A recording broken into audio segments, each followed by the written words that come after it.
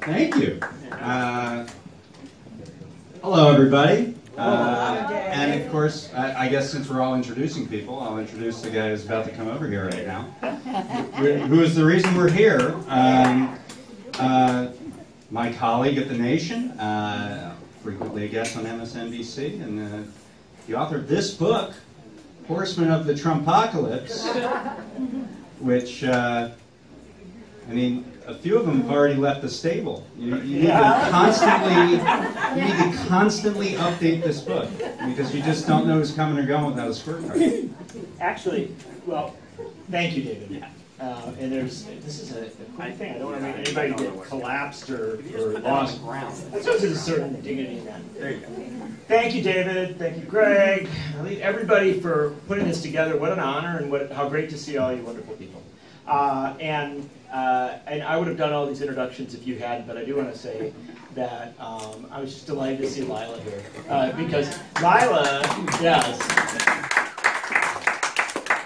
Lila introduced me at an event several years ago, and on the way to the event, she was in a car crash. Not her fault, and yet she muddled through and came, you know, in post-car crash condition to do the introduction, which I believe is the absolute model of a trooper. And I would also look. I'm sorry, you know. To me, having somebody from Shana Na in the room is just amazing. You know? But John Bowser, if you don't know what he does, I mean, he uses his incredible celebrity with women of a certain age to advance the cause of left-wing politics nationally. No, it's unbelievable. You have no idea what a total superstar he is with a certain demographic, and they pour out to see him, and he uses that star power and his incredible lingering hair to go out to beautiful, to go to rural areas, to go to all over the country. I've seen him in hundreds and hundreds of places fighting the cause for economic and social justice and peace, where very few other people go. In fact, if John Bowser was the Democratic Party would actually be successful. And so he's a wonderful, deeply committed guy. I'm so glad. That's way too kind. With all of that said, and we could go introduction by introduction, I do want to say, David, this is the thing about, when I set out to write this book, I started in February of 2016. And I did a cover story for The Nation, in which February 2016, I did a cover story for The Nation, in which I said, President Trump, it could happen. And I don't want to say I'm prescient. It wasn't that I knew it would happen. I just said I thought it was absurd to say that this would never happen, that he wouldn't be the nominee. He had clearly figured the Republican Party out, which is not hard. It's a bunch of rich people lying to poor people to get their votes so that then the rich people can cut their taxes. Not a complicated thing at all, except that the Democrats had never quite figured out how to say it. Trump wedged his way in the middle and said, those guys are lying to you. And all the Republican voters are like, yeah, they're jerks, I hate them. And got the nomination. As that was happening, I thought, two things occurred to me. Number one, Donald Trump knows nothing about governance at all. He has no interest in politics. He's an entertainer who's figured out that our politics has become entertainment. So as a result, he was completely unprepared to be president of the United States. And if he was going to be president of the United States, the interesting thing about Donald Trump was not Donald Trump. It was who he brought into positions of power. And so that's when I started keeping the files on all these people. And reading the wonderful work that David did, reading the wonderful work that Greg did. All these people were looking at these different players. And I kept pulling it together, knowing that when and if Trump got power, he would give that power to the loudest yeller in the room.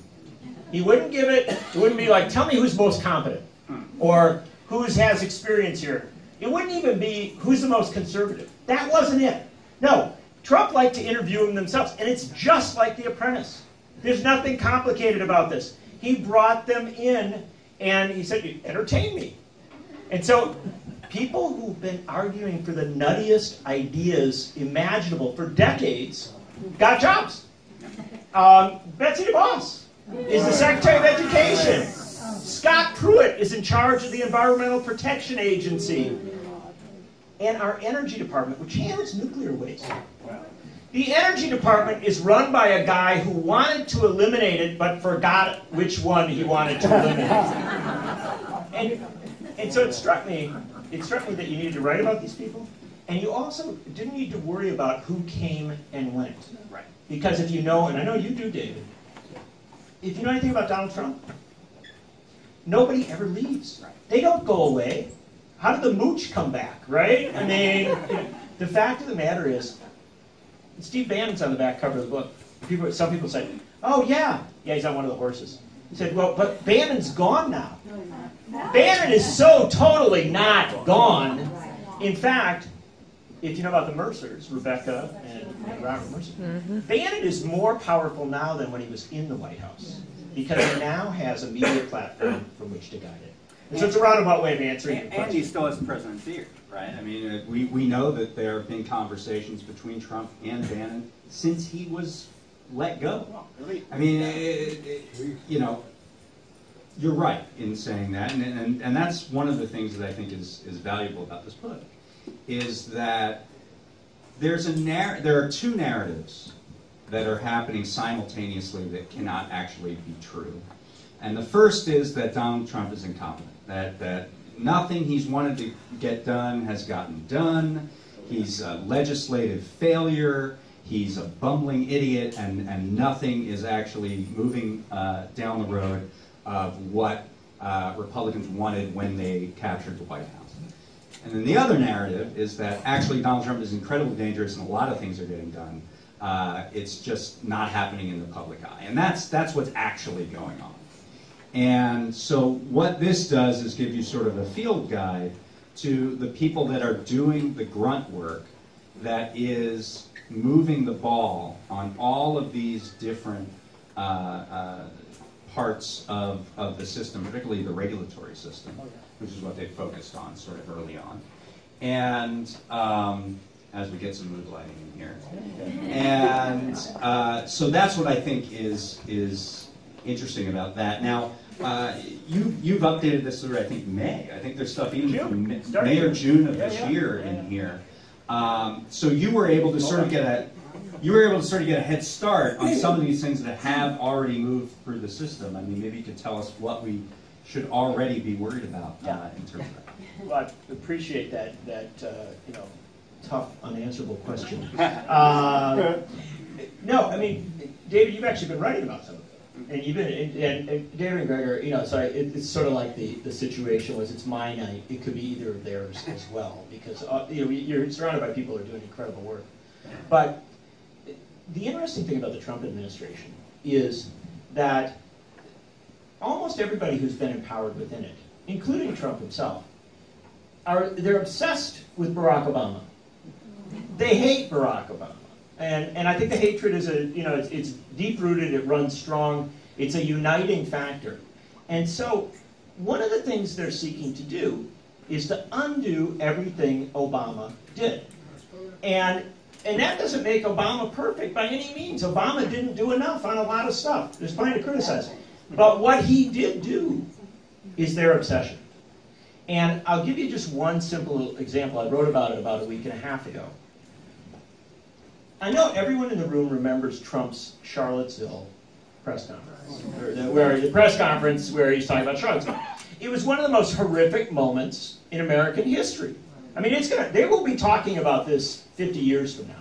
The President of the United States followed up an incident in which you had Nazis, fascists, and supporters of the Confederacy marching in the streets of an American city, causing a great deal of violence.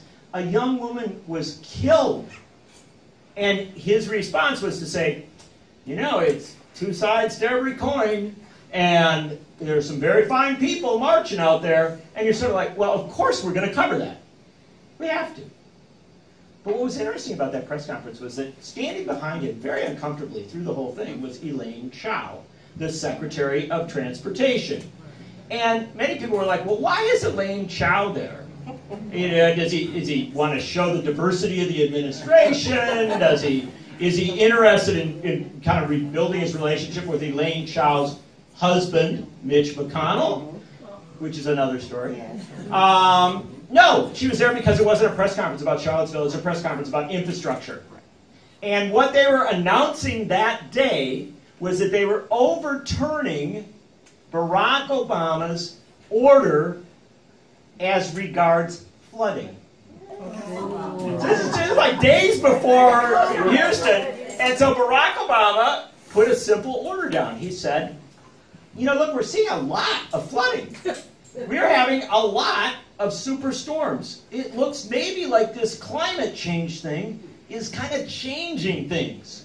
And as a result, if we're going to pour hundreds of billions of US dollars into building infrastructure in the future, it must be climate resilient, i.e. it has to be ready for superstorms and flooding. Not a complicated concept. And you know who backed it?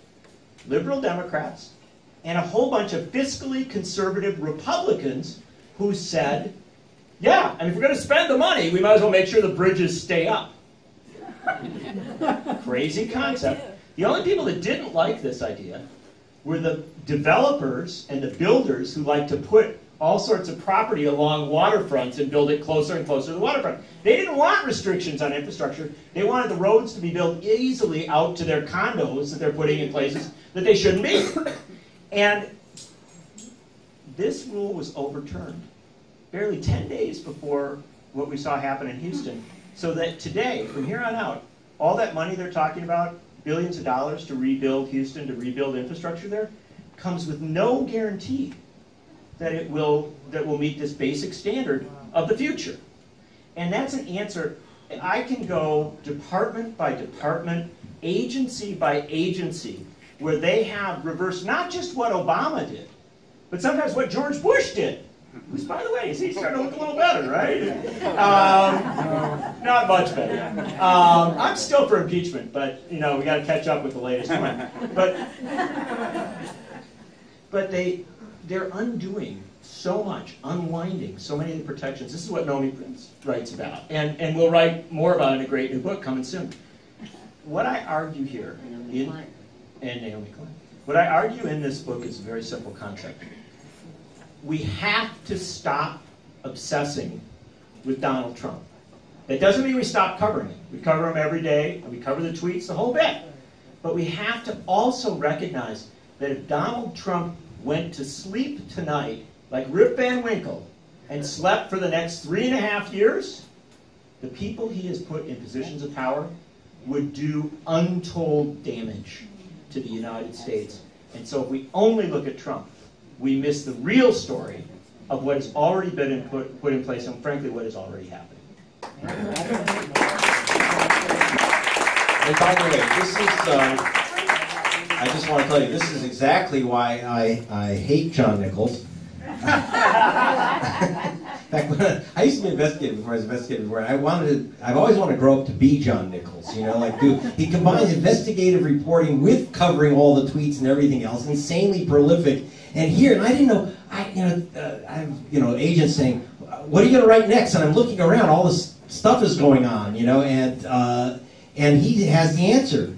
Everything, right? It's in the book, so you got to get this. And you know, because he's right, you know, what do you think of, I mean, just, it's a quiz.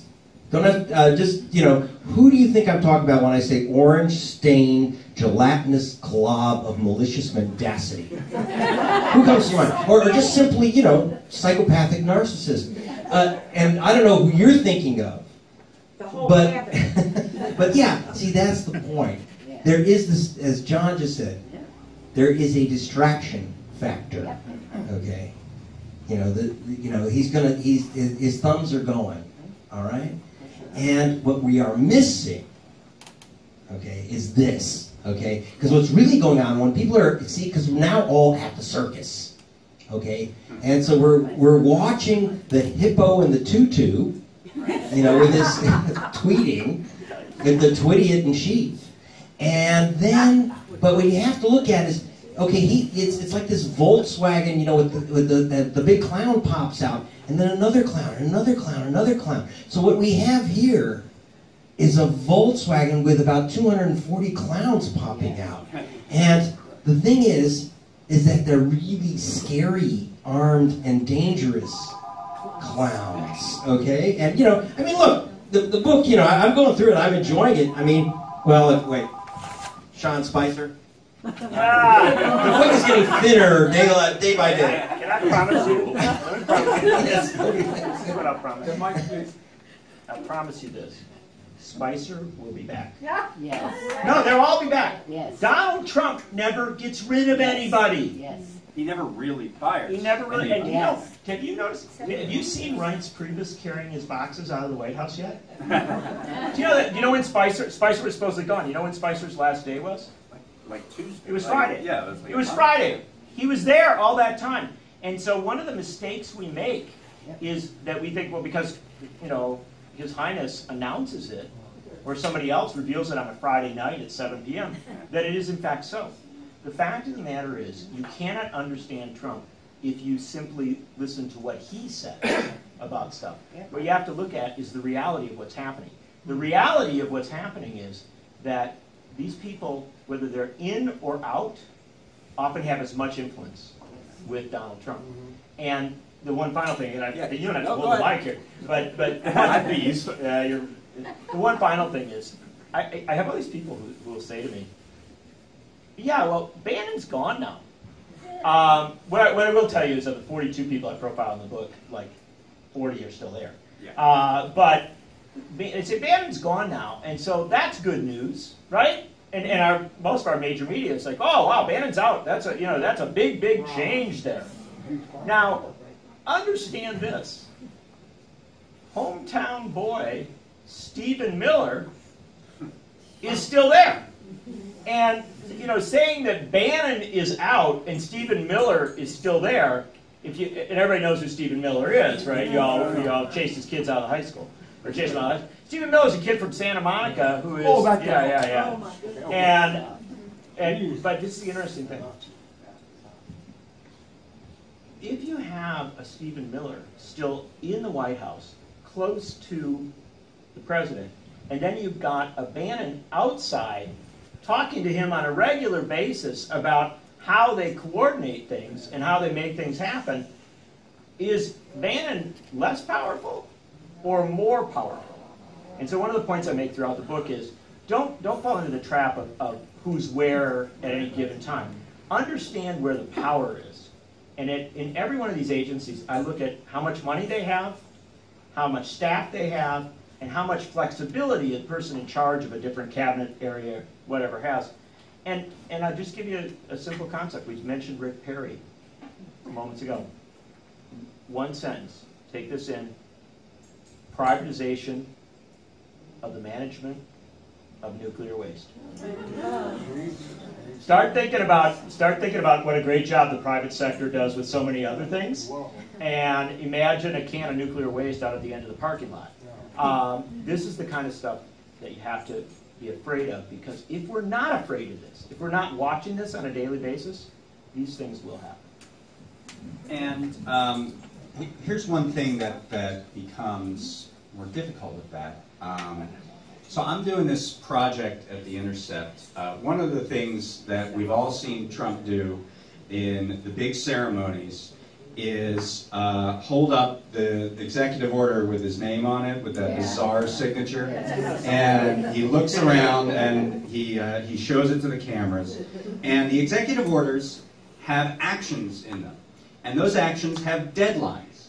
And what people aren't doing is asking the White House, have you actually met that deadline? I have been doing that, and there are about 160 deadlines that have been put into these executive orders, and they're batting about 400 or so, which is great for baseball, but bad for self-imposed deadlines that you've put on yourself. And the point of that is not that, oh, look, Donald Trump made a bunch of deadlines on these executive orders and he's not fulfilling them.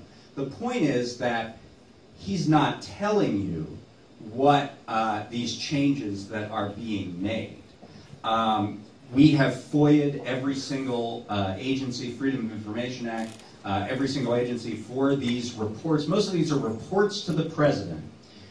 Because by executive order, you can't do a whole lot. You can sort of ask for a report, and then maybe you can get some sort of legislative or rulemaking order done after that. But the reports would be the blueprint. They would be this stuff, only written down in very specific language on what they are looking to do. And we haven't been able to find them, and we're trying to figure out whether or not we can get them from these agencies. But that level of secrecy, which has been very pronounced in this administration, is a barrier to doing this kind of work. And you tend toward being more speculative than you need to be. Because the actions are actually going on right now. It's just that the public is not able to see them. Well, let me give you an example. Go ahead. I'll give you a good example of this.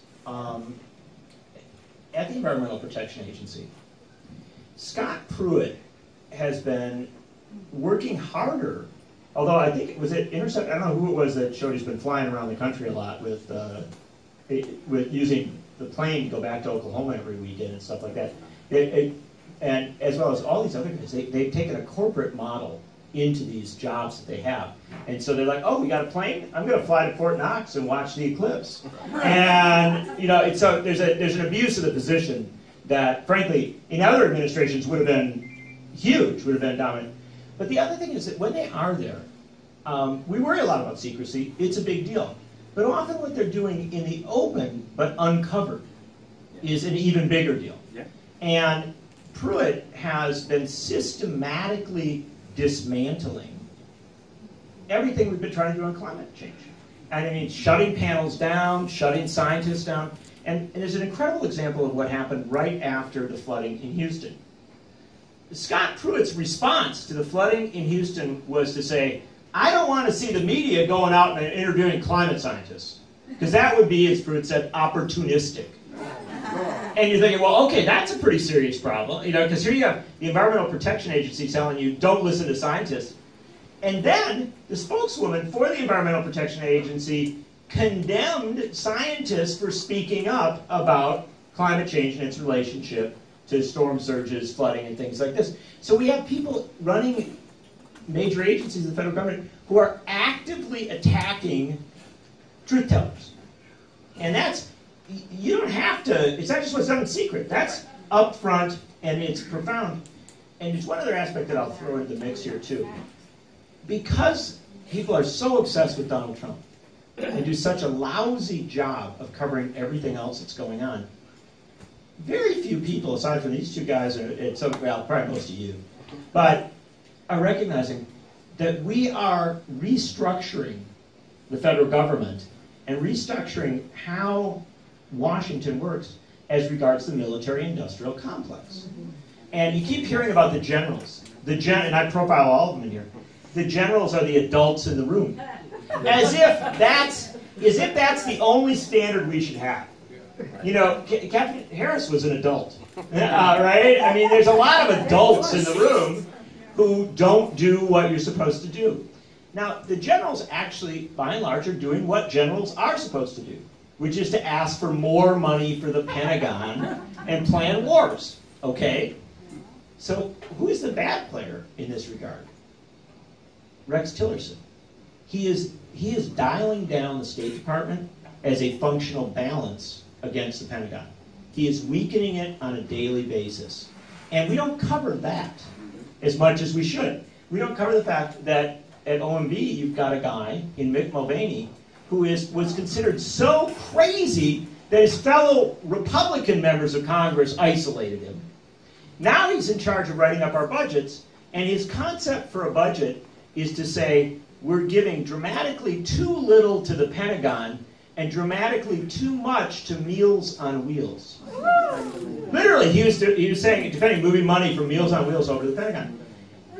This stuff, when you put it into perspective, leads you to understand something again, I read about a lot in the book because I think it's a profound moment we're in.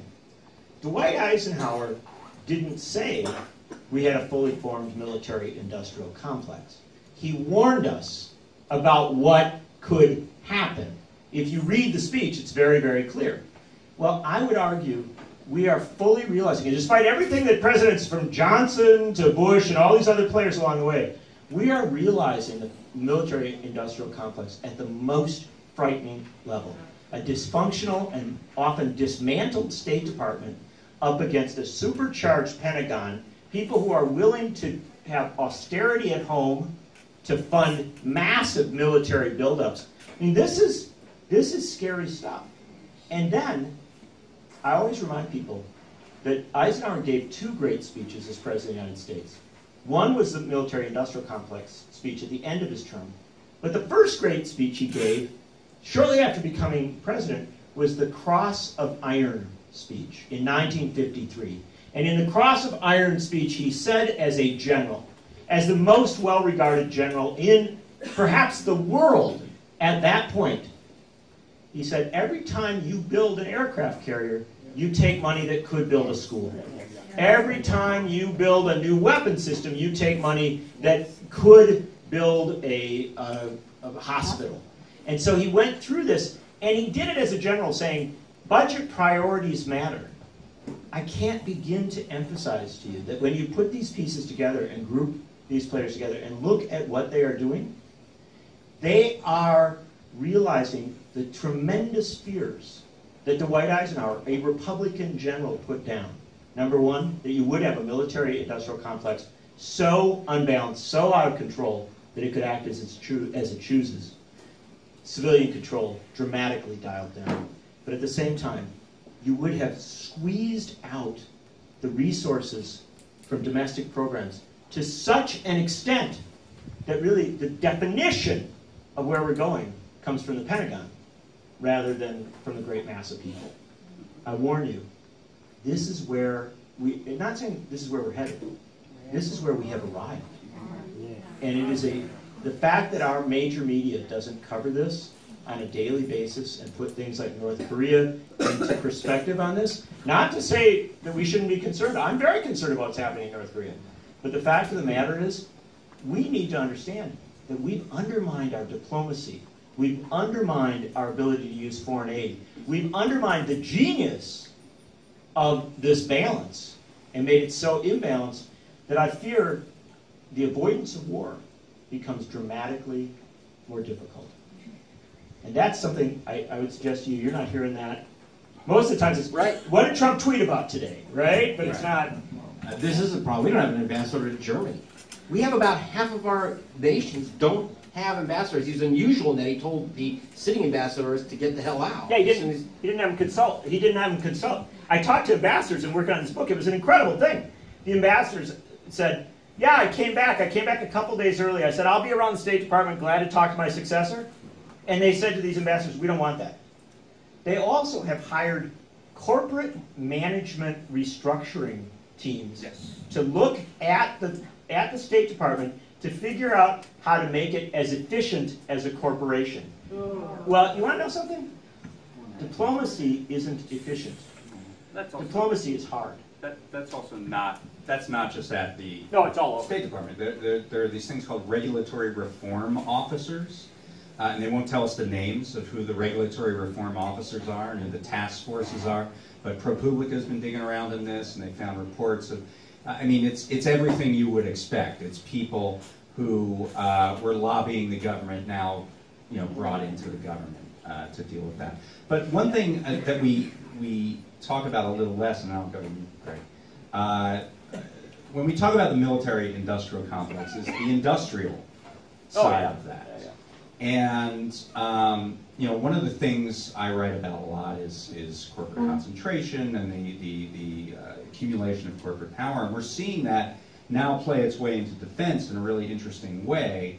And when you elevate sort of the profile so that military officers are now in these different outposts, it's going to be harder to fight. I'll give you an example. There's a company called TransDigm, and TransDigm is essentially a hedge fund. And what they do is they buy sole source proprietary parts that go on aircraft or weapons equipment They buy up all of the suppliers for these parts, and then they take them from about $10 to $2,000. And that's what they're charging the government. The way that they hide it is that they create 8 subsidiaries, so there's the illusion of competition at the Defense Department, but what they're actually doing is all buying from TransDigm, and all of the prices are elevated in all the 8 subsidiaries that are allegedly competing with one another. And we see this in all aspects of society, and actually one of our congressmen here in California, Ro Khanna, has been incredibly diligent on this issue, as well as Elizabeth Warren, who is now on the Senate Armed Services Committee. They have looked at this particular issue of taxpayers being ripped off by these hedge fund roll-ups that style themselves as defense companies, who are really just robbing the American taxpayer over and over again. So all this money that is shuttling in to the Defense Department, it's not creating any more capacity. It's going mostly into the corporate treasuries of these large hedge fund plays that are increasing the costs of the Defense Department. I have good news for you, David. Worry not. I got a chapter in my book. Here it is. One of the things I do in my book is I look at the people you know, but I also look at the people that you don't know. Right. Do you know who everybody who's very familiar with the career of Patrick Shanahan, raise your hand. Exactly. Well, good news, David. Patrick Shanahan, the Deputy Secretary of Defense, working in areas of procurement, Yes. will certainly take care of these issues you've raised concerns about, because he's very experienced. He came from Boeing. Unbelievable. Now, here's where the problem is. Here's where the problem is, and this is the big concern I have. There are heroes in this book, and plenty of them, not just Dwight Eisenhower. Kirsten Gillibrand, the senator from New York, comes out as a hero. Why? Not on every issue, but she voted against putting these generals into these positions because she said, I'm not entirely sure, but I think I remembered something about civilian control of the military in the United States. And you know how lonely she was? She was the only vote on some of these things. Literally alone in raising these objections. And what I'm suggesting is we have so undercovered journalism. Not all journalists, great people doing wonderful work, but much of our media has so undercovered that most people have no idea who's Patrick Shanahan is, where he's at, or what role he's moved into. And yet, at the Department of Defense, he has a huge role in all this stuff. And nobody even began to have a serious discussion about whether it made sense to give General Mattis, who many people respect and many people call an adult in the room, did it make sense to give him a waiver to do what would otherwise be illegal, and that is to put an immediate former general in charge of the Pentagon. And what Kirsten Gillibrand said again and again and again is, you know, maybe one of these folks coming through, you can understand in a unique situation, maybe, you know, George Marshall or something, right? But when it's general after general after general, we are restructuring our federal government in ways that our founders warned us against. And George Washington, how many people know how many cabinet members George Washington had? That's right, David. It was 4. And we know who they all were. We make plays on Broadway about them, right? I mean, they're, you know, and you knew what they were doing. You knew who they were. They may have loved each other. They may have hated each other. They may have written Federalist papers about each other or anti-Federalist papers. But we knew what they were doing, and we paid a lot of attention to them. Today, we have given power that Washington, Hamilton, Jefferson, none of these people could have even begun to imagine, to people who in a room, and this is a room full of really smart folks who are really hyper-engaged, nobody knows. Understand the crisis.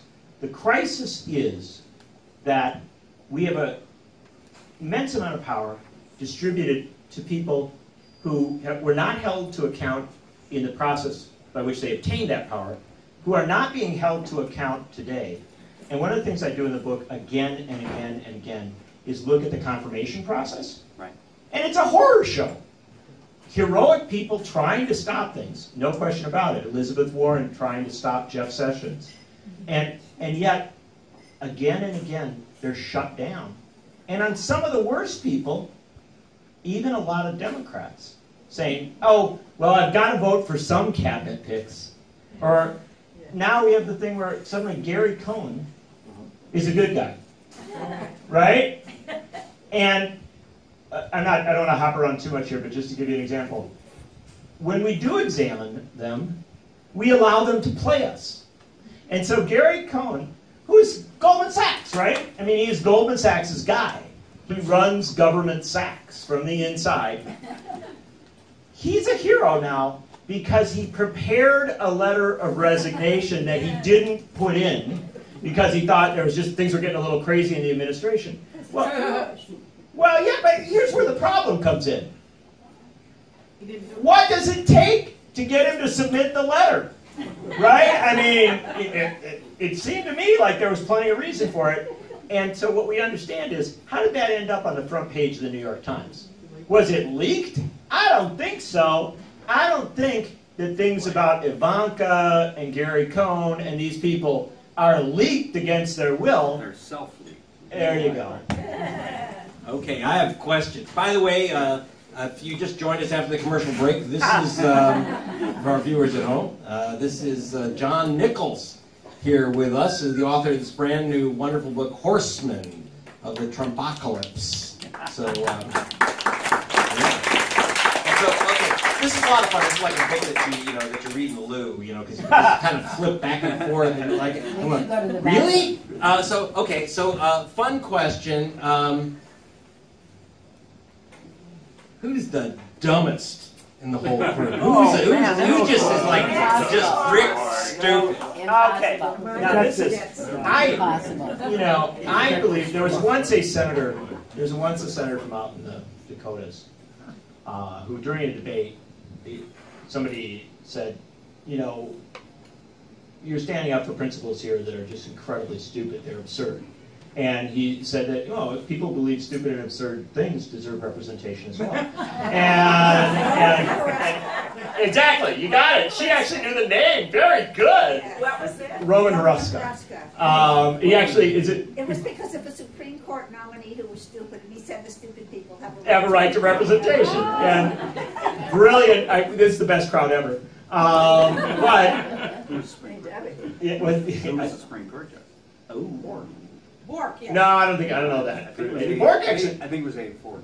Yeah. Well, no, he would have been against Fortas. I think it was Bork. No. I don't think. Hey, guys. Or was it one of Folks? those? It was one of the two Hainsworth. It was I think it was Hainsworth. Yeah, I think you're right. Palast 2 point. So, no, I'm giving you 3 because you just popped right in there. But let me. So I don't like this notion of who's the stupidest per se because I think it's a little cruel to Betsy DeVos.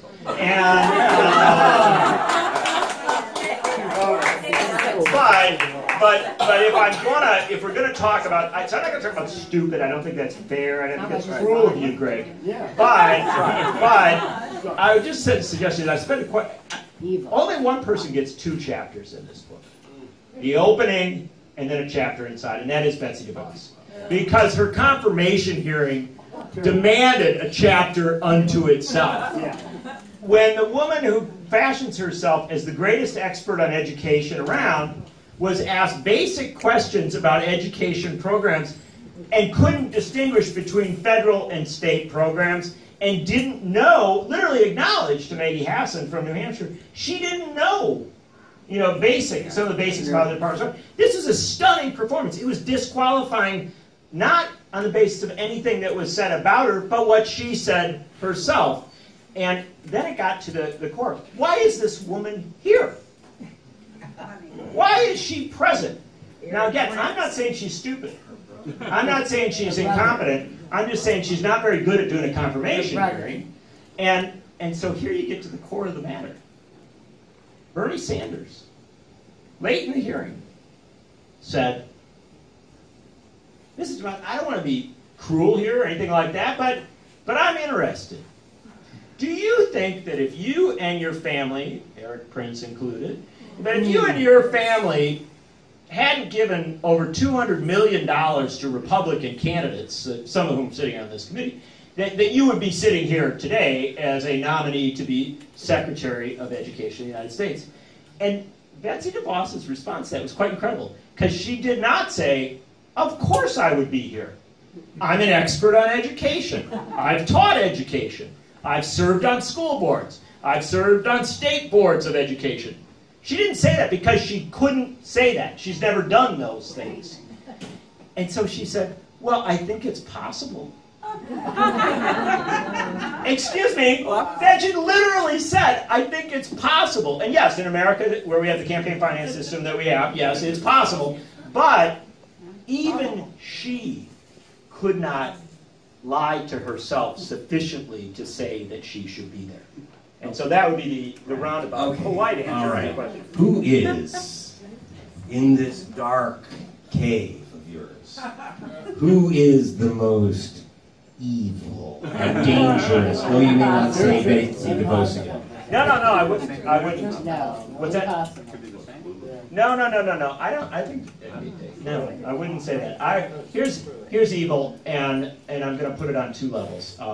First off, Bannon is the smartest person moving in these circles. And yes, and that's what makes him, in my opinion, the most evil, because he is actually very, very smart. Steve Bannon reads a lot, and he reads widely. He consults people. No, but and in fact, I have no doubt he'll call David at some point and and say, call my editor. What do you know about Cohn here, or something like that. But Bannon here's where Bannon's evil, in my opinion. And again, I'm a Quaker, I'm cautious about calling anybody evil. All the souls can be redeemed. But here's where the problem comes in with Bannon. Donald Trump is so uninterested in and disengaged from American history, American politics, American governance, that he literally doesn't know how to fill in the blanks. And it is Bannon who has filled the blanks in. There's a reason why there's a picture of Andrew Jackson in the Oval Office. There's a reason why the presidential library, or presidential historical site actually, that Trump visited wasn't Roosevelt or Reagan, it was Andrew Jackson's. There's a reason why after Trump's inaugural speech, Bannon said to the papers, yeah, it was the best speech since Andrew Jackson. It is because this guy is fascinated with Andrew Jackson. And he's fascinated with Andrew Jackson for all the wrong reasons.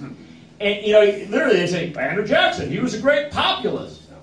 Well, he was a great populist of a certain group of white people that wanted to make sure that Native Americans, African Americans, and women did not advance. And so, with all due respect, if you're picking your hero, right, that is a horrible hero to suggest to Donald Trump. And the fact of the matter is, I write in the book about Bannon's incredible fascination with European right-wing, neo-fascist, and even fascist writers. This is a guy who is smart, but uses his intelligence to go to incredibly dangerous, destructive, and divisive places. So, he is, in fact, the second most evil person in the administration, or in its circle of appointees, right after Chris Koch.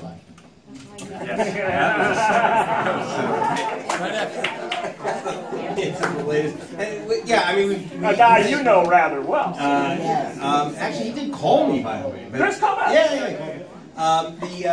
Because the media, he's Trump's vote thief in chief. That if you read, he's in charge. He's at his own chapter now in the new edition of this book, which has just started.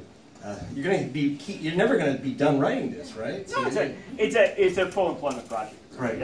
And so like the media, by the way, had this great mythic story that when Chris Koch, who is head of Trump's elections integrity commission, they don't believe in elections, they don't have integrity, so it's kind of interesting to put Koch. The commission of a crime. Commission. And demanded the voter files of all the 50 states, and 45 states stood up and said, screw you, Republicans and everything else. The problem was that they were almost all lying, actually. Like today I was on the air. Terry McAuliffe gave a great speech in Virginia. We wouldn't give this guy our voter files because he'd done it and given him the files in January. So there is a mythic resistance which doesn't exist. Like Gary Cohn, like you say, you know, like suddenly like there's these secret people who are saying, oh, I don't really like this. You know, and this is what the media is picking up on. So I want to ask you about media fascination, okay? When we talk about hypnosis, now you are getting sleepy. Russia, Russia, Russia, Russia. What's with the Russia?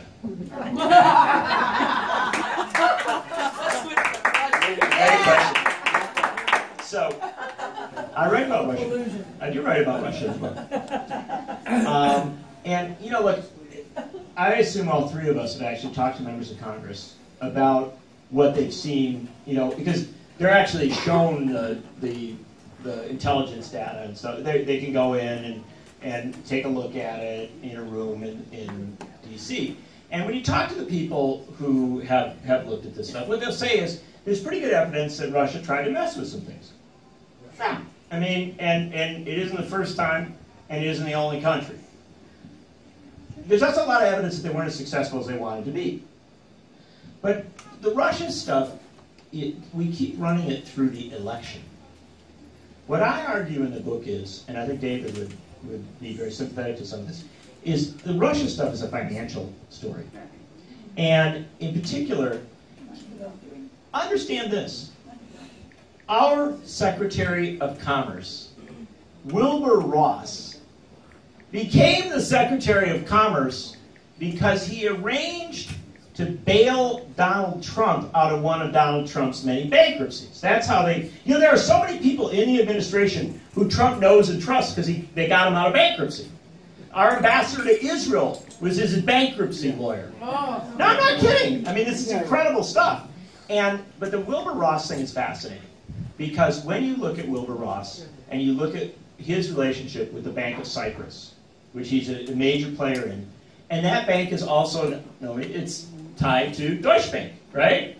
And you start to recognize, whoa, but wasn't that the bank that bailed out Trump on a bunch of his other bankruptcies? And isn't this an incredible coincidence? And it still gives them loans. Yeah, but how could that possibly happen? How could our Secretary of Commerce be a guy that bailed Trump out of his bankruptcies, and now he's also involved in a bank that, or with a bank, or with people from a bank that bailed Trump out of other bankruptcies? And what you realize is that at the end of the day, the same way they got Al Capone, right? Yeah. You think Capone, there's a lot of bad stuff on Capone. I think we can accept it. But the fact of the matter is it was an accountant that got him. Yeah. The connections to Russia, as best I can tell, there are significant connections. Mueller will find things. But what he will find is evidence of somebody who had an incredible level of financial interlocking and interconnection with banks and bankers and oligarchs who he knows and who influence him, I think, in some very profound ways. And David, you're going to add something. Yeah. I got a couple things to that.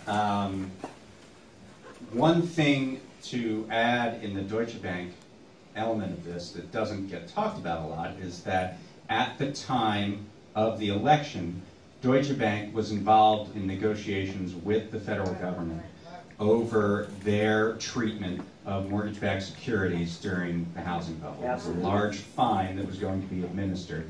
It was administered after January, after the turnover, transition into the new government. And what the Justice Department allowed is for Deutsche Bank to pay its fine, because these things aren't real fines. They're not like dollars that the bank gives to the federal government. The fines are supposed to be based on consumer relief. You're going to give help to consumers who are struggling with their loans. So here's the way. Right. So these numbers, these headline numbers that the Justice Department makes up are fake. They're fake news. So here is the way that Deutsche Bank was allowed to get out of its fine. This is what they did. They were allowed to fund hedge funds and the hedge funds would buy the loans at a discount from the banks, and then the hedge funds would work out a workout with the homeowner that was a little bit better for them, but a lot better for the hedge fund. So Deutsche Bank was funding these hedge funds, and that was allowed to be consumer relief. So they were sentenced to make money. That was their sentence. This is like, you know, sentencing a bank robber to open a lemonade stand. That is the analogy. Open a bank. Yes, exactly. So that's one thing that I would say. The second thing I would say is that Mueller is experienced in financial fraud investigations. He ran the Enron task force, which actually was one of the more successful financial fraud investigations. I think over 30 convictions of all the top executives at Enron, including the CEO who died before being sentenced, Jeffrey Skilling, who was the CFO, I think, and Andrew Fastow. And Mueller ran that investigation, and it took 5 years, by the way, to get all that wrapped up. So, and he doesn't have that kind of time. And a lot of the people, actually, Andrew Weissman, who we brought in on the investigation, was sort of the day-to-day operations head of the Enron task force. So the difference is that 2002, when the Enron investigation started, is not 2017, when we've had a decade and a half of disappointments in financial fraud investigations from the Justice Department. And some of which Mueller was involved with. I mean, he was at the FBI when they made the turn away from financial fraud and towards anti-terrorism investigations, which, you know, certainly helped get a lot of these banks off the hook after the great crash of 2008. So it's a different world right now than it was when, you know, Robert Mueller was in charge of that task force at Enron. And so I'm concerned that we don't have the same commitment to really taking down grifters the way we did a decade and a half ago. Under Bush and Cheney. Exactly, Yeah. the way we did under George W. Bush, who actually had a better record on this than Barack Obama. Let me just, and I think David's done incredible work in these areas. In fact, his writing informed my writing about our Secretary of Treasury, Stephen Mnuchin, who is, you know, another stunning player in all this. And we could go into immense detail. And you know, as we were talking about all this, I realized that when you ask who's the most evil and scary, Greg, you know, it's like at any given moment, you start talking about one of these and you rise to another level, and we've barely even scratched the surface of Jeff Sessions. And I'm not going to say a lot about Jeff Sessions, except I'll just tell you what the opening of the chapter on Jeff Sessions is. What can you say about Jefferson Beauregard Sessions III that hasn't already been said by Dr. David Duke? And in researching this book, I actually spent, it's a very, I mean, I do things so that you don't have to. I spent quite a bit of time looking at right-wing, alt-right, fascist, Nazi, pro-Confederate social media. And there's a lot of it. And let me tell you something. They don't have a lot of heroes who are alive, but they really like Jeff Sessions, and they really like Bannon. They like Stephen Miller a lot, which I think is very honorable. You know, it's really opening things up there. Liking the young guy. You can burn a star. Yeah. But this is the important thing to understand. We'll let this guy figure out where he's headed here. But the important thing to understand is that you can find evil and you can find scary stuff all over the place. Tom Price, who is the Secretary of Health and Human Services, and who's been a militant in attacking not just Obamacare, but also criticizing Medicare, Medicaid, and Social Security. This is a really scary guy. And so I think we could go through that. All this would just make you feel worse and worse. But Greg, the thing you didn't ask, what you didn't ask, which is really kind of up your alley, and I was expecting this from you. Okay. Go ahead. What's the weirdest thing about this administration? I mean, what's the thing? people have asked me again and again, and working on this, what did I find out that was weirder than I ever expected? And that is that Donald has outer space advisors. He's got a team of people to advise him about space and about other planets.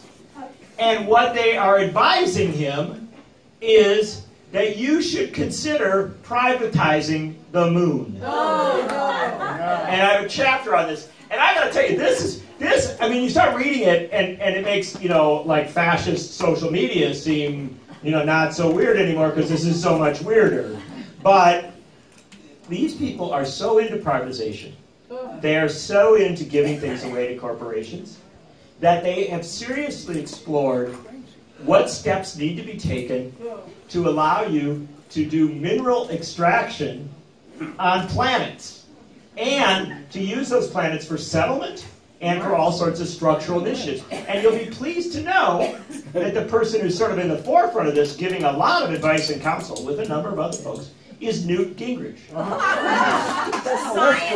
Who has proposed, Newt Gingrich proposed, that if you put enough people on another planet, it could become an American state.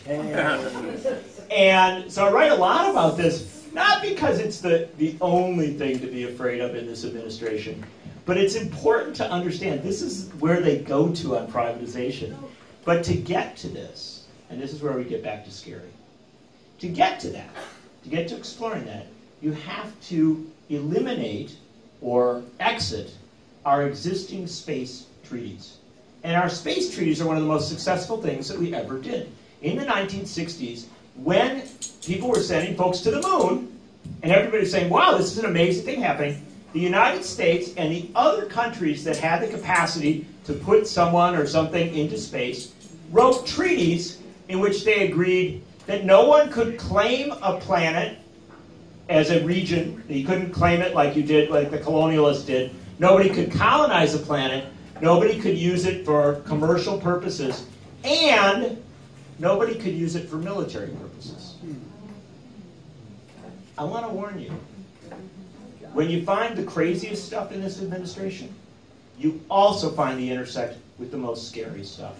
Because the fact of the matter is, there are people in and around this administration who talk about privatizing outer space and doing it for profit, for money. That's what's driving them.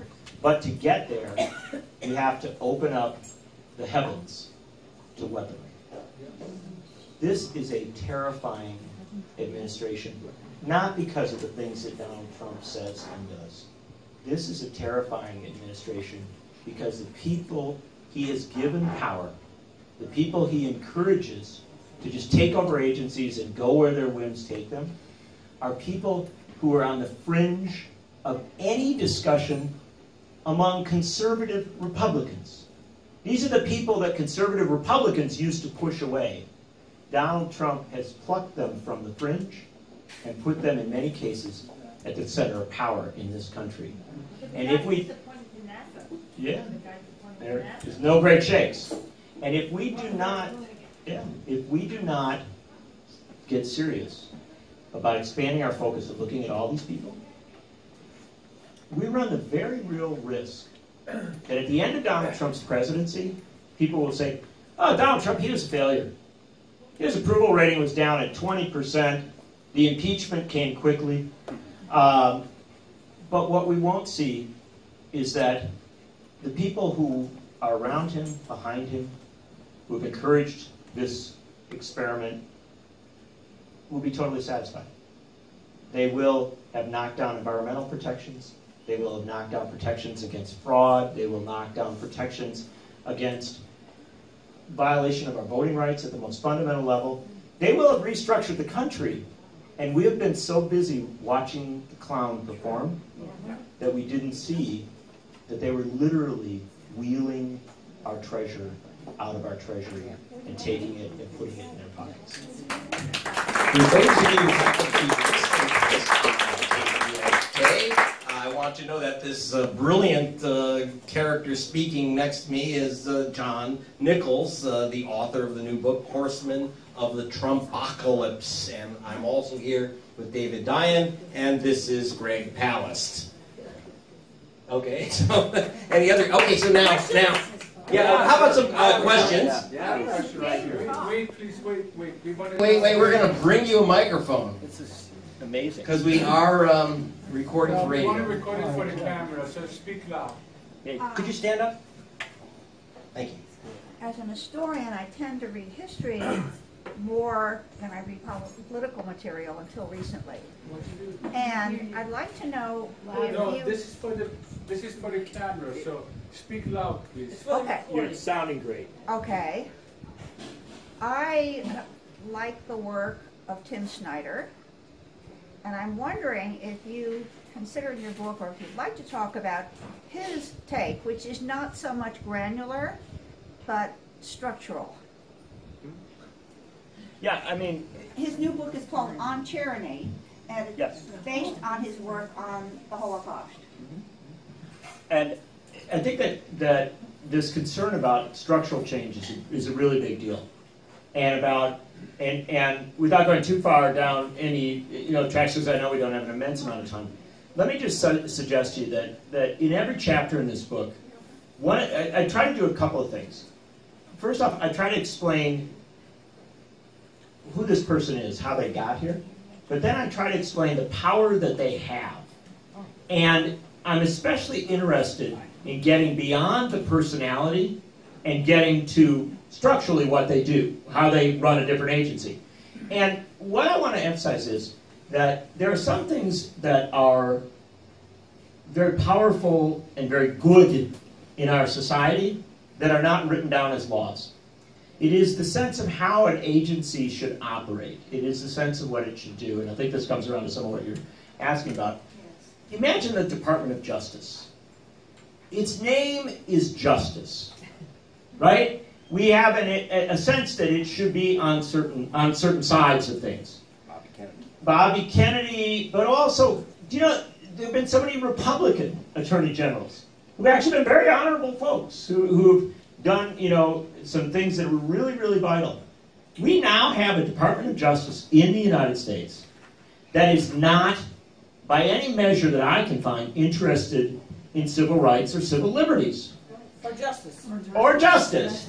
And they're dialing down a group of protections and commitments that are vital to having a civil society. Yeah. And this is where you get to a very dangerous place.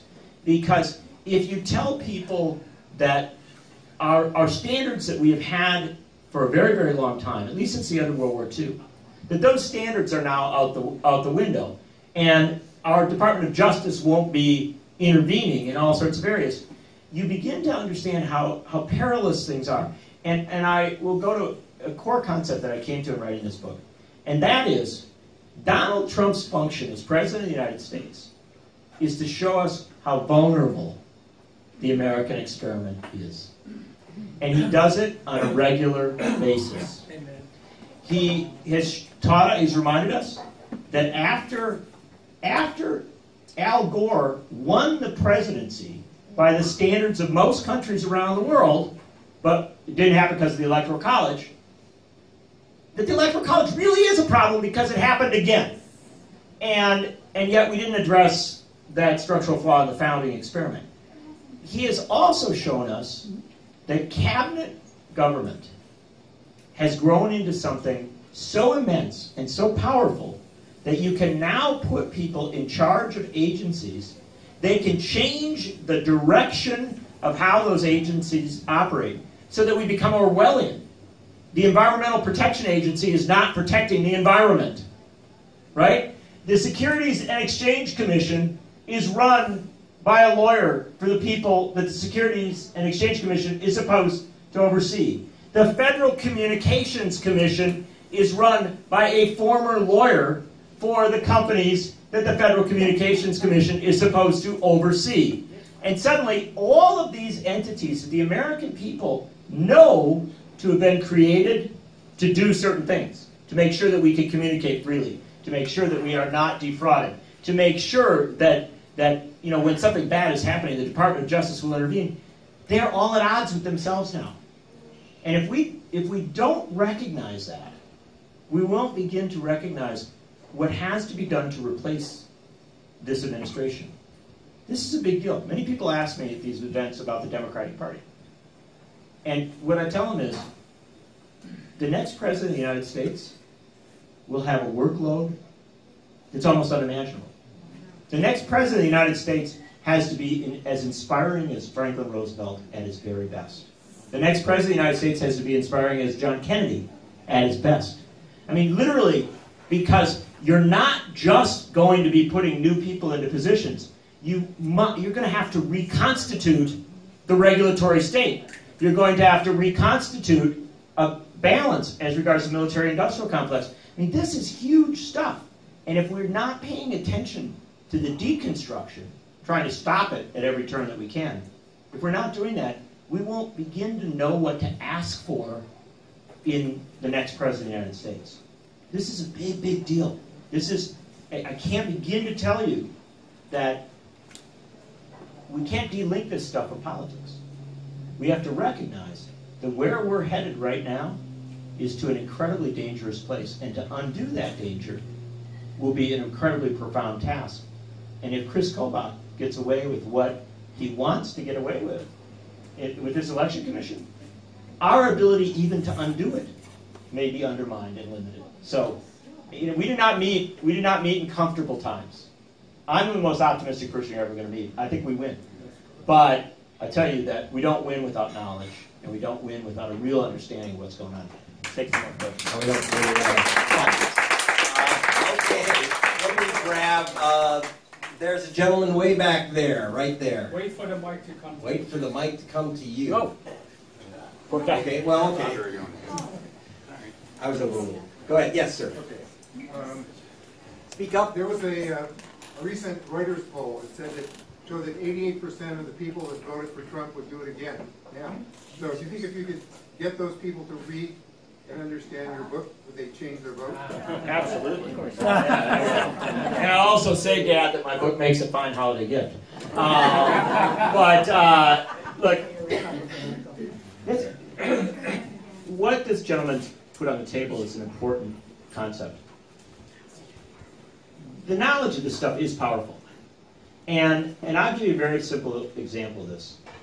If the Democratic Party simply got the same vote in rural America that it traditionally got, Donald Trump wouldn't be president of the United States. What happened to rural people in this election was they shifted massively to the Republican Party. What this administration is doing, and I detail this in different chapters here, what they're doing to rural Americans is beyond comprehension. They literally are dialing down the guarantee, the promise that they'll have internet connections.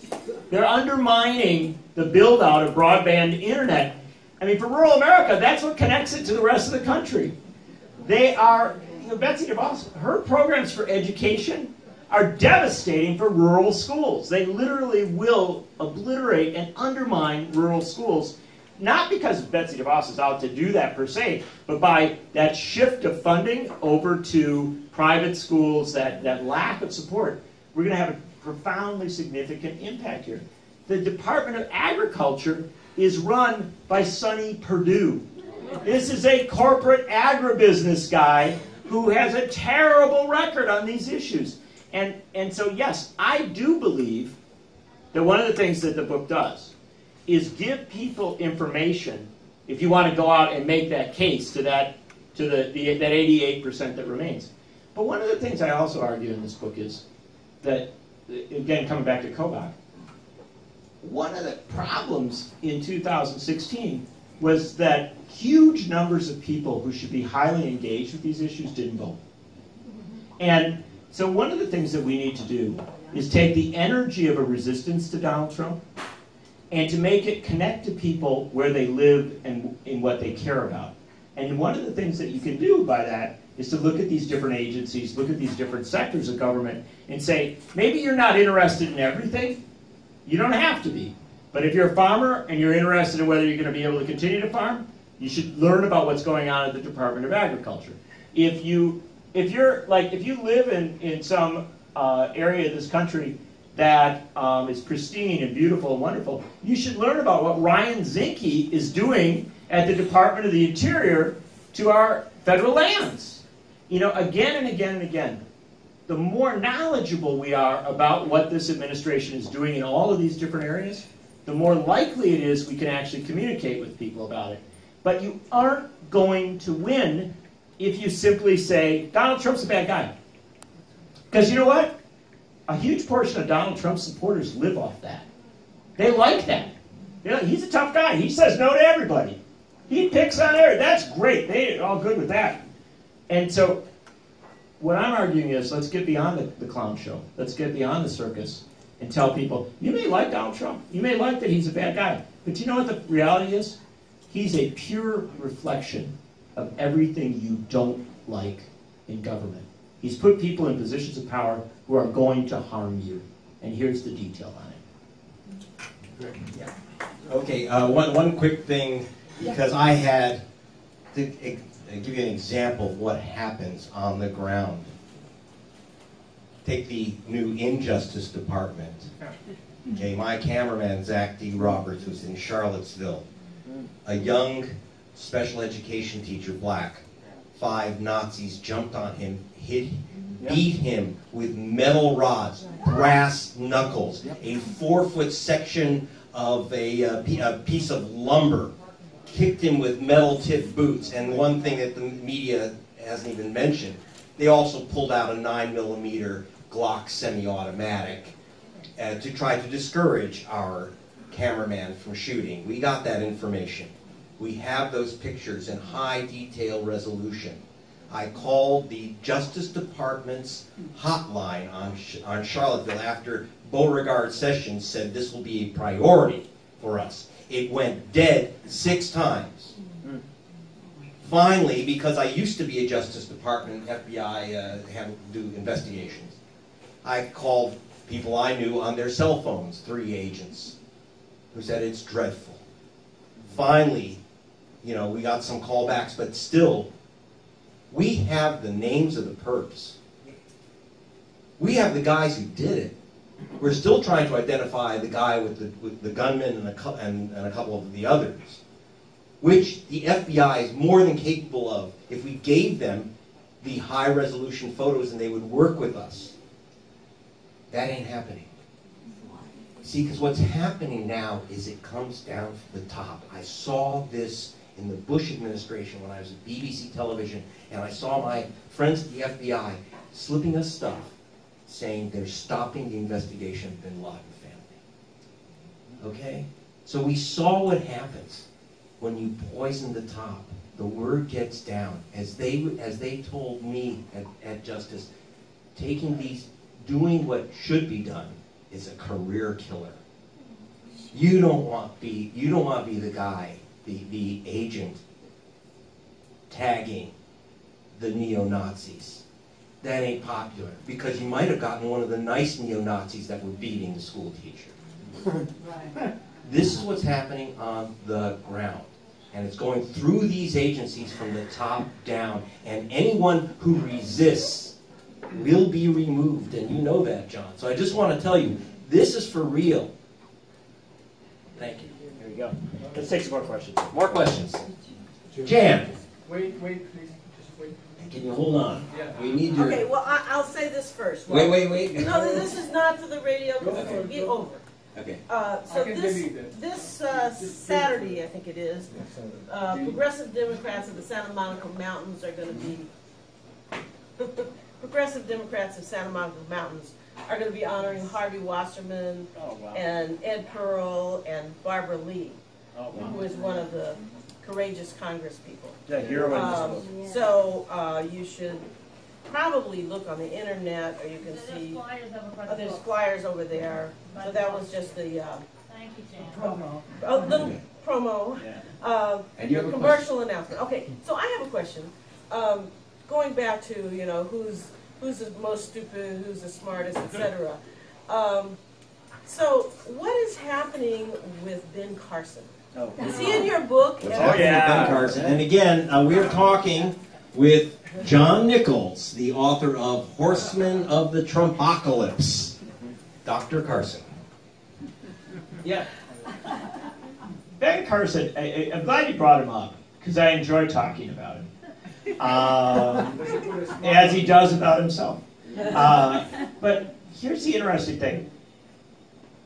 With Rick Perry over at the Department of Energy, you know, Rick Perry wanted to eliminate it but didn't remember that he wanted to eliminate it. Ben Carson actually indicated through a spokesman that he didn't want to be Secretary of Housing and Urban Development. That in fact he didn't think he was prepared for the job. That he wouldn't be a good pick. And they picked him.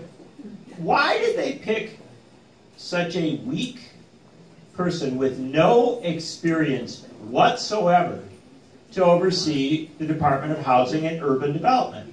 Well, in the book I refer to a lot of people who work in housing issues around the country. And they tell a story that is profound and incredibly frightening. And that is that our public housing agencies control some of the most attractive real estate in the United States. Big buildings, not always a perfect place to live, but right by the edge of downtown, or even on waterfronts by big lakes. Really nice buildings in really good places. You know, there's public housing in San Francisco. San Francisco may be becoming an unaffordable city. There's public housing in New York, in Manhattan, in places that are unaffordable. Imagine, if you will, if a developer president put people one rung down for Ben Carson to actually begin to do this in housing and urban development, and it became the desire of this government to encourage housing agencies to sell off properties to developers and to begin to move people out of public housing to take that incredibly attractive property and make it available to people like, I don't know, the Trump kids to redevelop. And I hope I'm not sounding too cynical here. But the fact of the matter is that when you talk to housing experts and when you talk to people who look at this is fear number one. They are terrified that what the plan is, what will happen, is another element of this privatization issue. And I want to emphasize, my book has 4 sections in it. There's a section on the wicked messengers, the people like Kellyanne Conway and the Mercers, and you know, all these people who are very, very powerful and have a clear agenda. Chris Koch in there. There's a chapter on the generals and the CEOs who back them up, the military-industrial complex. There's a chapter on the hacks, on just the political hangers-on who, you know, and of course that's like Paul Ryan and folks like that, who literally know Donald Trump's a horrible president, know he's a horrible person, but they're so interested in their partisanship and their positions that they still sustain him even now, and will continue to do so. But the largest section that takes up more of the book than anything else, is the section on the folks I refer to as privateers. Now, privateers, if you know your history of piracy, privateers were people who were given a letter of marque, right? They were actually given permission by the state that if they got onto a ship from another country, they could empty it out. They could literally take everything on it, and then they could keep most of it, because you were literally given permission to steal. And what I am arguing is, at agency after agency after agency, including HUD, you have people who either are acting or appear to be interested in acting as privateers, and literally making it possible for campaign donors, for politically connected people, for the wealthy, to take sections of our national treasure, that which we have built, that which we have created, and to barter it off to the highest bidder. And I cannot begin to emphasize to you how desperately developers want a lot of that property. And so, again, why do you write a book like this? I write a book like this so that you'll be thinking about that, and so that when that proposal comes down, or when Greg tells that story, or when David tells that story, right, that you'll go, hold it, I got to jump on this thing. We've got to make sure that this doesn't happen. Because I will tell you this, if we begin to pressure public housing agencies, that's who basically owns this, but if the federal government begins to squeeze the money that's coming down that food chain, if they begin to do encouragements and incentives to sell off that property, you will never get that back. You're not gonna rebuild public housing after you have bartered it off and bartered that property off. Privatize public housing. That post office is another example. Yeah, so that's a great question. Okay, one more question. I've been waiting the whole time. And I'm going to ask this gentlewoman right here in front. Right. We'll take a piece of both. First of all, I love the fact that you said don't look at Trump, look at other people. Because I listened to everybody saying all the bad things about Trump, and I realize exactly what your book is going to be talking about. But I want to take it further into the past. John Dewey last century said that government is the shadow that business throws over the people. And he said that over 100 years ago. I think after the assassination of Kennedy, nobody ever went against the military-industrial. I think that this is a connection that's been made from that time, and they're just having, their wet dream now. But it's all connected from way back. It's just so ugly now that they can get away with it. But do you feel how it connects back to all of the times where they gave away money? Obama gave more to the army than they asked for. I mean, this goes way back. Sure, that's a very good. It's a terrific question, and it really goes. This book, and I love writing books, because I love to combine contemporary information with history and to try and put it into perspective. To me, that's what's really exciting about it, because then you connect what we're seeing in the immediate moment to the long arc of history in this country. And so, in many, many different places in the book, I reference back to the progressive era, the New Deal era, how we got the regulatory state, and how we got the protections against corruption and all this.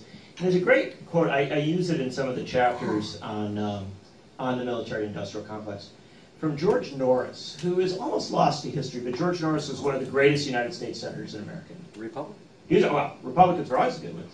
No, I mean, basically, when you go back to a certain point, if you start to look at the Democrats, you're ending up with a lot of segregationists, right? And so many of the Republicans tended to be really great players. George Norris had a great line when he was one of the lonely opponents of World War I. And he said, "I fear that we are about to attach the $ sign to the American flag." There it is. And basically what he's saying is, I think we're going to start to link our foreign policy to our corporations, to our economic policy. And if you can imagine, 100 years ago, that was saying a scary, weird thing, like, wow, that could happen. Now, we accept that as a reality today, that there's all these linkages and stuff like this. But what's interesting is that we were told to fear that some things might happen. What I argue again and again in the book is that, you're never told when exactly it would happen, what the measure would be. I genuinely believe, and I don't say this casually, that Donald Trump's presidency, his administration, the people he has empowered, is the answer to these questions. It is. We have reached the point that people warned us about 100 years ago. Yes. People warned us about 70 years ago. That Robert M. La Follette warned us about. That George Norris warned us about. That Wendell Willkie warned us about. And the thing is, we're not pausing to recognize that. We're not slowing down and saying, hold it. If we've reached the point they warned us about, isn't this the point at which our resistance should be supercharged? When we should push harder and be more passionate.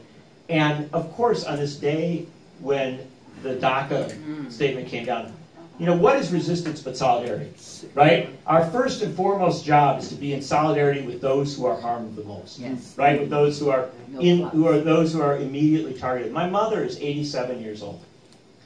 She was out in Racine, Wisconsin today, in Paul Ryan's district, with members of Voces de la Frontera, the immigrant rights group, marching through the streets of Racine, Wisconsin at 87 to protest.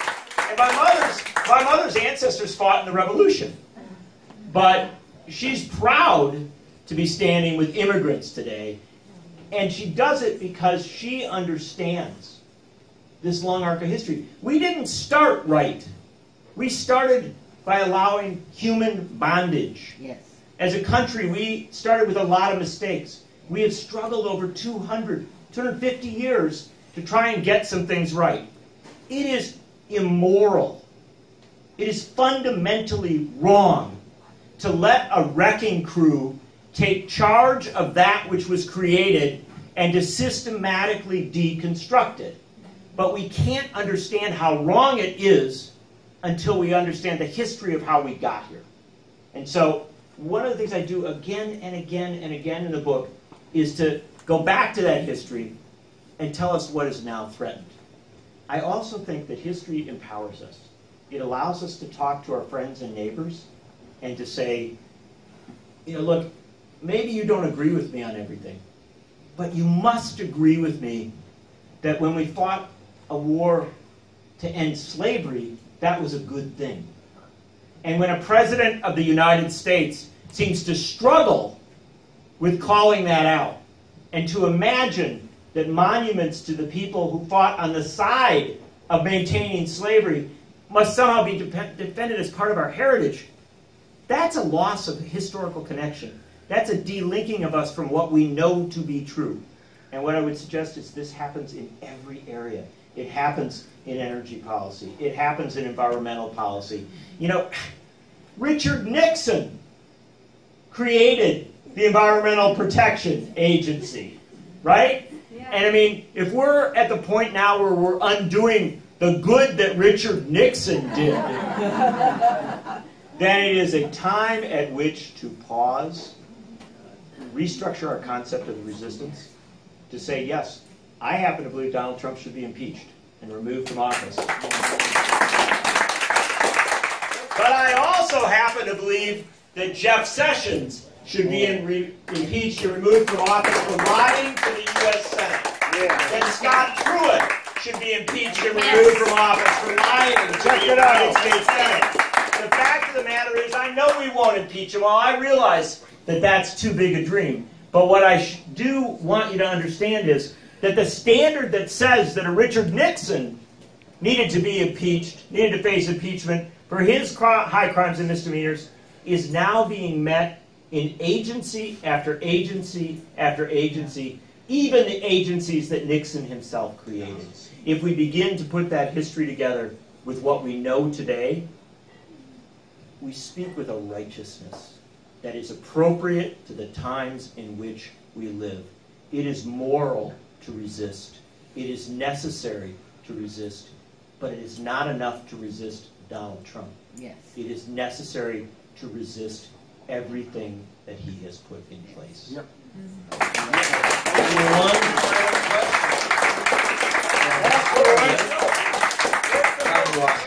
So I'm glad you up. Is this on? Yes. Yeah. Are we rolling up? Okay. I'm glad you mentioned energy policy. Trump and his energy guys are clearly standing in the way of a technological revolution in renewables that they barely can stop, and that's a big deal of what's happening. I want to ask, both the stock market and the housing market really look like bubbles to me. What happens if Trump is still in office when one or both of them goes, and how do we react to that? Question about the bubble. I'll answer your question. Bubbles, I want David to take a piece of it first. David's written. It's important to understand that David wrote, the groundbreaking essential book. Yeah, so that's the part I should have. That you need on mic. David wrote the groundbreaking essential book on the reality of what happens with these bubbles and the aftermath. So I want David to give it. Chain title in stores now. It makes a fine Say post. that again. Paperback edition coming out in November. It's called Chain of Title. And might I say, can I just interrupt you, David? I just want to interrupt for 1 second. On the title you're interrupting? I'm interrupting you here. Well, I'm interrupting to say it's David Dayen. That's D-A-Y-A-N. Exactly. That's what I was going to You're say. listening on That's the actually air, wrong. And this is Greg Palast interjecting and providing footnotes. That's the name of the book. E-Y-E-N. I'm sorry. The book. So, I don't know where we are now. David, With regard to the to bubbles, financial bubbles, And real estate. I mean, is it two? Yes. I would say that what worries me are a couple things that actually aren't what you said. And one of them is there is a bubble in commercial real estate. We have a large corporation called Amazon that is slowly eating away at brick and mortar stores all over this country. What Walmart did in the 90s and the 2000s, Amazon is finishing off, punctuated by their purchase of Whole Foods, which wasn't the purchase of a grocery store, but a purchase of 450 high-income distribution centers for Amazon. That's what that was about. And as a result, commercial real estate, which is usually rolled over on an annual or maybe an every 5-year basis, is starting to really sag. You have 100,000 retail jobs that have been cut over a 3-month stretch this spring. This is what actually you should be looking at. No bubbles are the same. Like no financial crises come to us in the same way. The commercial real estate sector is a very dangerous sector. So that's one thing I would say. Number two is, and related to that, is the corporate loans. A lot of these companies are leveraged well over 6 times earnings. There was a warning from federal regulators that you can't leverage these loans over 6 times earnings, and that has not been adhered to. In fact, a number of institutional investors, and this is hilarious, are moving their money from these leveraged corporate loans back into subprime mortgage loans because they think they're safer. So that's what's happening now. And then the third bubble, which may not be a bubble that will create a recession or a depression, but it certainly will in the lives of individuals, is the bubble in student loan debt, which is, we're talking about, I believe now we're up to $1.43 trillion in student loan debt. A few years ago, it was considered an astronomical number that the average graduate who has student loan debt walked out with about $20,000 in debt. Now it's up to 34 and rising very rapidly. I've been in rooms with people who have these monumental, that you're essentially acquiring a mortgage as you leave college. And what does that do to your ability to buy a home yourself, or to buy a car, or any kind of durable good? The Federal Reserve Bank of New York has looked at this and said that this is a very deliberate and damaging impact, lead weight on top of the economy. This is one reason why you see so many people under the age of 30 living with their parents still. So I think that while not maybe big enough to cause a recession or depression, is certainly big enough to cause an individual depression, and certainly big enough to be a large problem for our effect on our economy. So those are the three things. I know I didn't answer your question at all. So what happens with Trump when these bubbles burst? What happens with Harvey Wasserman's question? What happens with Trump when these bubbles burst? And we're going to hear from John Nichols, the author of Horsemen of the Trumpocalypse. I will answer Harvey's question, but I know that we have one other question coming. I want to try and get that, and then we'll try and, I think, circle around, because people have been so patient. It's been wonderful. But let's get our last question, too, and then we'll answer all. We'll try and come out with a good conclusion here. Okay, I'm really worried about Trump's 8 terms. His what? 8-year term. 8 seconds. Then he might have a second term. Yeah, and that's because it relates well to of Harvey's cross-check and suppression of the minority vote. And I'd like Greg to talk about that. Yeah. Well, I won't take up, that's from the wonderful Eileen Proctor. I won't take up a lot of time. This is Greg Palast. So I'd rather you just buy my damn book, The Best Democracy Money Can Buy. And next week we'll be coming out with the updated edition of the film The Best Democracy Money Can Buy, a tale of billionaires and ballot bandits is what it was called, but it was originally released, by the way, in September before the election, explaining how Donald Trump will win the election. Remember, he wasn't elected, not even by the Electoral College. He had to steal it. So it was a film about how Donald Trump will steal the election. No one paid attention. Everyone had already bought their party dresses for Hillary's inaugural. Now the film is zoomed, so we're remaking it on the post-Trumpocalyptic landscape. It will be out next week, The Best Democracy Money Can Buy. Now subtitled, you didn't listen last time, so this time pay damn attention. This is Greg Palast asking John Nichols to, do you want to comment on a vote, or we just go into some closing comments? No, we'll take some of what we got. Okay. No, but you have to talk about the... I'm going to. Oh, okay. Okay, John Nichols, please. Well, first off, and Greg's work is vital, and it is especially vital to see it in the context of what Chris Koch is doing, because the fact of the matter is that what we saw in 2016 was a play out of many things that had happened before, right? We had an arc of history that got us to this point, and it made possible the quote-unquote election of Donald Trump. Understand, 54% of American people didn't vote for him. He got 3 million votes less than his main opponent, and yet he became president of the United States. Many things that Greg raises add to this discourse and make it all the more unsettling. But the fact of the matter is that having Chris Koch in charge of a commission that is going to hand down recommendations. This is the thing we keep thinking this commission is, it's like, well, maybe they'll do something, who knows? No, they will do something.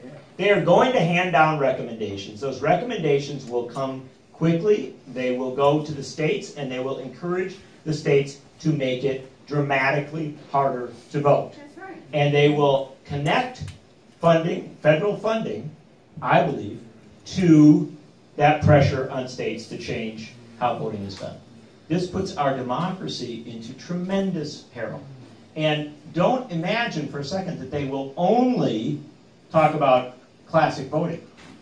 Understand, they may well talk about election structures and gerrymandering and all sorts of other things, all of which will ultimately make our political processes less functional. And that, I think that gets to the core of your concern. We should also understand that what's happening at the FCC right now with an assault on net neutrality assaults the way in which we communicate, by and large, about politics. I would love it if we only communicated through books and fine magazines. But the truth of the matter is that we use the internet quite a bit. And that is profoundly threatened. If we go that way, and if other things are happening at Sinclair go that way, we're going to have our democratic infrastructure for communication undermined as well. So this is a scary time. This is a time when we need to be looking, again, beyond Trump and looking at these agencies. Circle around to where Harvey was at. Where's the hope? Where's the hope? Oh, I'm going to give you a little bit of hope. Right. You're quitting. I got to give you some hope. But Harvey, for me, restate the core of your question so I can answer it as directly as I can. We have multiple economic bubbles. Yes. Many people, I think with good reason, are predicting a crash in the housing bubble and in the stock market. What happens to Trump, with all of us, if Trump's in office and the stock market crashes? Well, I know this becomes a profound question because Trump does not appear to be a rule follower. When the stock market crashed in 1929, there was a Quaker president. Herbert Hoover. He may have been, not a very good president, but he was pretty much a rule follower, and he actually tried ineptly to respond to it. With Trump, my profound fear is about him and Stephen Miller and Jeff Sessions and some of these other people, that if we go into real economic chaos, that they will see it as an opportunity to divide us, and that they will use their positions of power to make us blame someone else for our difficult circumstance. They're not going to blame Wall Street. That's not where they're going to put the energy. This will be about immigrants. This will be about people who don't fit into their image of what a country should be. And that's where we get to an incredibly dark and scary moment. I've never done this before, but I would commend to you Jeff Sessions' speech today about DACA. That speech was filled, you have to listen to it, the speech was filled with lies. The speech was filled with fantasies. And he blamed these incredible kids who want to go to college and want to serve in the military and who are down in the front lines rescuing people in flooded areas of Houston. Dying. He said these people want to take jobs away. And he made claims about how they've taken all sorts of jobs away. They haven't. Immigration is a boon to our economy, not a harm to our economy, and yet they lie about these things. So my fear, Harvey, is that Donald Trump has created a group of people, put them in positions of power, who will abuse those positions of power to try and divide us and place blame on some people in a divide and conquer moment. And it's the scariest of all prospects, right? It's the one that we want to avert. And here's the bottom line. People say to me all the time, what's the Trumpocalypse? What is this word, the Trumpocalypse? Read the book. Yeah, it is. Makes a fine post-Labor Day gift. But no, this is an important thing to understand. I hear so many people say, well, I'm afraid there's going to be an apocalypse. Trump's got his finger on the button. And so somehow it's like, well, if he doesn't blow the world up, I guess things turned out okay. No.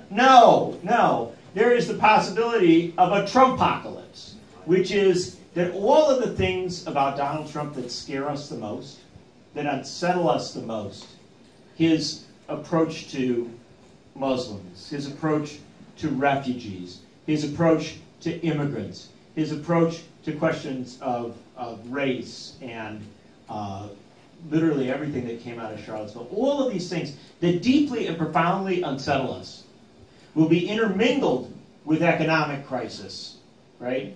And used as a tool to divide us so much more than we've ever been divided. That's the Trumpocalypse.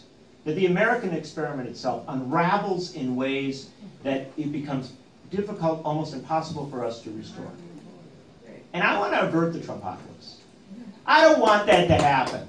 And so what I am saying is, I want the American people to pull the brake for a moment, stop, take a serious look at Donald Trump and say, yeah, we got to get everything we can about this guy. We want to know everything we know about him, but we're not stopping there. We want to look at everyone he has given power to, and we want to disempower them. We want to figure out what is necessary and possible through legal strategies, through legislative strategies, through electoral strategies, through politics itself, to rise up against this administration and to prevent it from doing harm that is irreparable. This is a moral struggle. This is not a struggle about hating Donald Trump. This is a struggle about preventing Trumpism, everything that extends from him, from defining our country from here on out. And how do we win that struggle?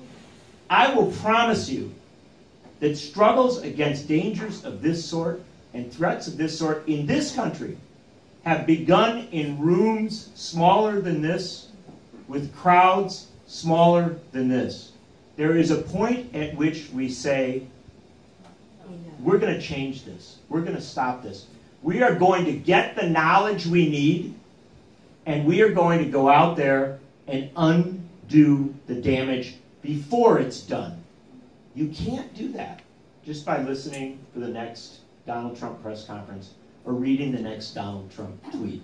You have to know who he has put in power, and you have to know how to hold them to account, and you have to begin, this is where we begin. We have to begin by saying to our members of Congress, I want you to continue to criticize Donald Trump. There are members from this part of the country, Ted Lieu and others, who've been in the forefront of challenging the Trump administration. Been incredibly courageous, done great work, but I want you to take a next step and say that every time you criticize Donald Trump, every time you challenge Donald Trump, I want you to challenge one of his appointees.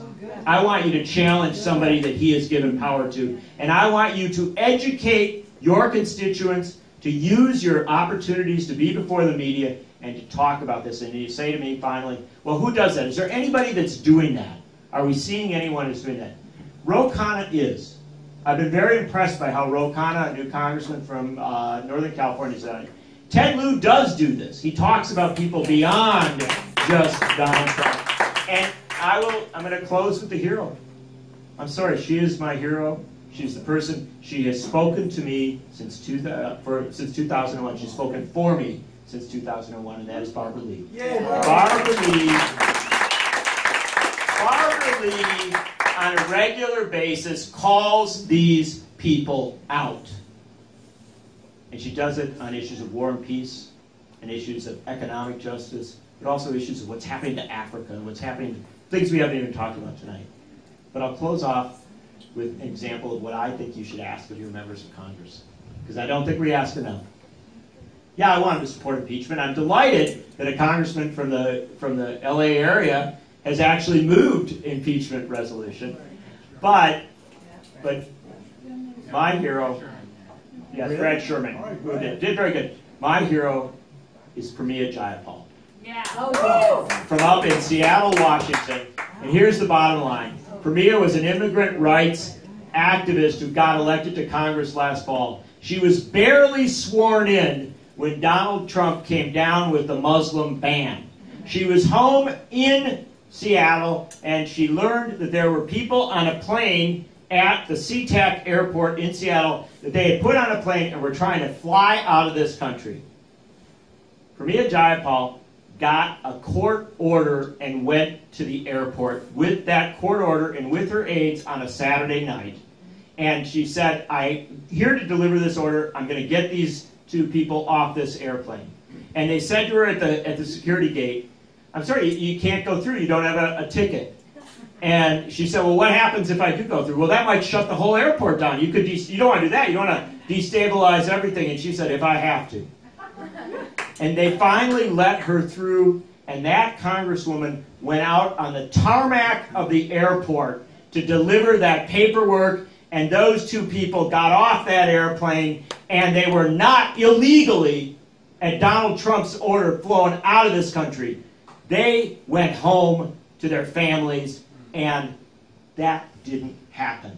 What Donald Trump wanted, what Stephen Miller wanted, what General Kelly wanted, didn't happen. Because one congressman, one congresswoman used all of her power to resist. I want you to ask your elected representatives to be as good as Pramila Jayapal and to understand there is an immense amount of hope. There is an immense amount of possibility. This country still has the ability to resist tyranny, but we have to know where to strike and where to push back. And my message to you is, no more caution. No more soft pushback. No more waiting for Donald Trump to do that awful thing. He's done the awful stuff. And he's put awful people into positions of power. Now it's time to say absolutely no, and to say that if you're going to represent me in Congress, you need to say no just as loudly as I do. Thank you for coming out tonight. Please, a big hand for John Nichols. Everyone in this room is assigned to get a copy of Horsemen of the Trumpocalypse, and you must pick out one chapter. You're assigned each to pick out one of the bad guys and say, that's the one I'm going to be working on. And thank you again to David Dayen for joining me. This is Greg Palast, and you're listening to KPFK Radio for the 99%. Thank you.